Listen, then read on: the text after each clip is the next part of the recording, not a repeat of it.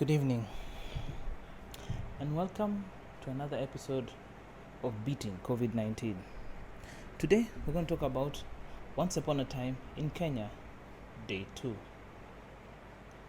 Yesterday, we covered the things that were going to happen upon the opening of the lockdowns and cessation of movements, and all the stuff that was released, what has to wait, what is being managed, and the things we are to expect.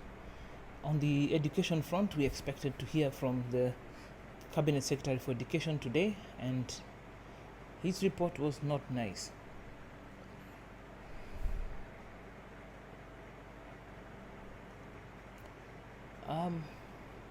Effectively, schools are closed until January next year. That also means that no one sits for an exam. The people who are in the last class have to repeat their last class for Standard 8 and Form 4.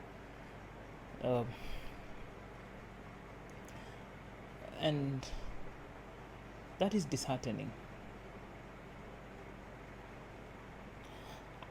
I think, and no disrespect to people behind in the brain trust and all this thing, I think, in all honesty, they took the chicken way out. They did not want to have, should I say, any blood on their hands or any to be blamed for any issues. They just want to shut down everything. Yes, we do have more than 5 months, 5 months to the end of the year. And I think with the statistics that I've shown, the age group for which these exams are set for the school age, has the lowest infection rate, not only in this country, but also globally. And I think with that trend, that is what other nations were able to decide on opening of schools. I don't want to fight what they have said, but it's disheartening. Yesterday, we were sort of left on our own. The message was, yes, we're opening roads and cities, and flights will start soon, and so on, but basically you're on your own. There was no social buffer for people whose businesses have been closed. There was no rent assistance for those people who are living in homes for whom they are suffering. People have been kicked out and houses locked down, and people losing their tenancy because they have no jobs. There was no rescue package for Wanjiko. And today, the education subject followed in the same vein. Effectively, you're on your own.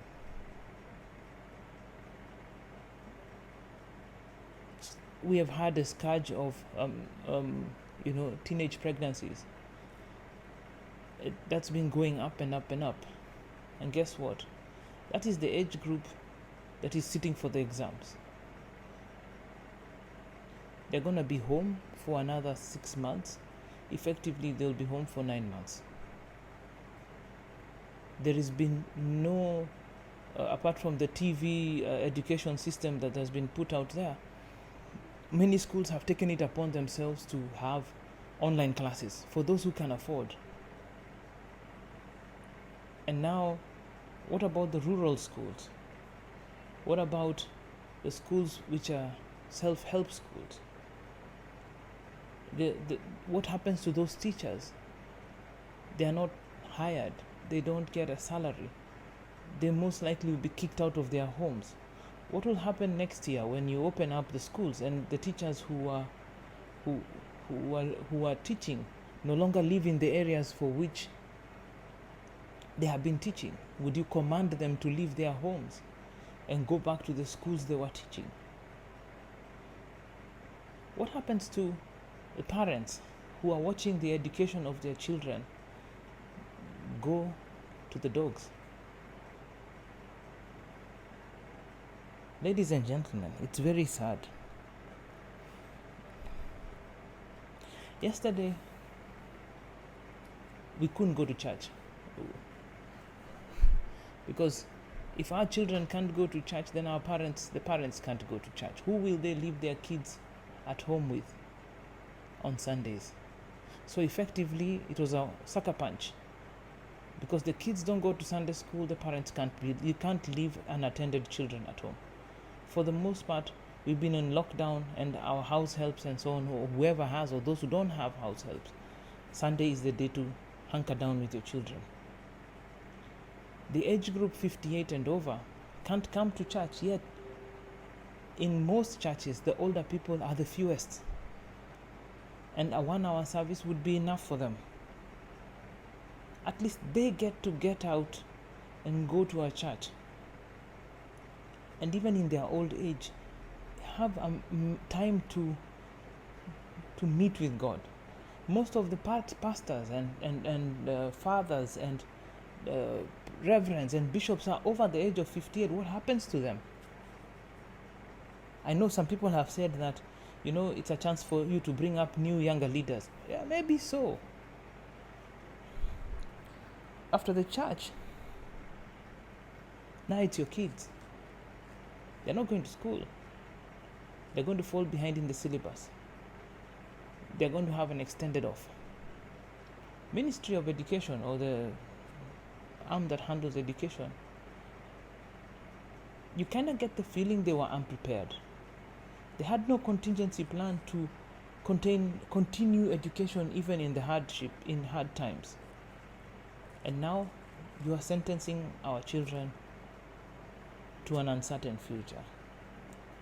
Of course, COVID-19 is dangerous, but statistics have shown otherwise.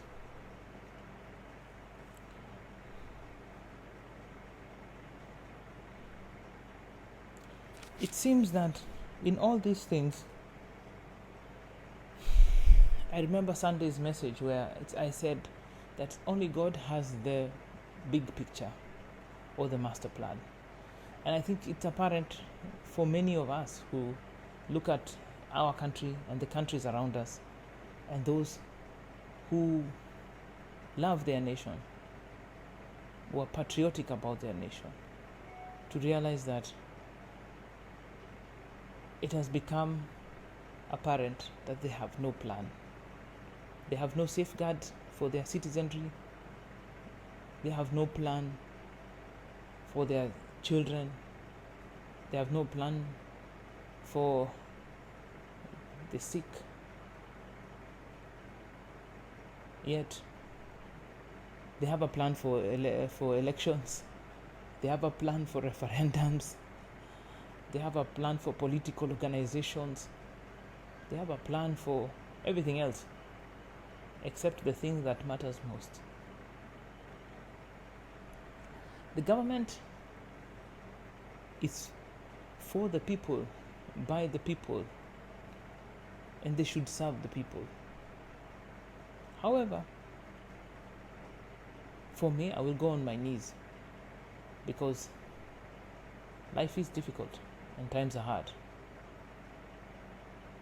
But there's only one thing that remains constant for me. That's my belief in God. I don't see, you can imagine, there has never been in any of this announcement an opening with prayer. Even the people who opened the event, the tally of the count, there has never been any person of faith stand there and pray over the nation before the numbers are read out. I think we've turned our back on God and said, you know what, the word virus doesn't exist in the Bible, hence this is not for you. But just remember that God has the big picture and you are in it. Anyway, Once Upon a Time in Kenya Day 2. Let's see what Once Upon a Time in Kenya Day 3 will bring for us. Good night. God bless you. And see you in the next one.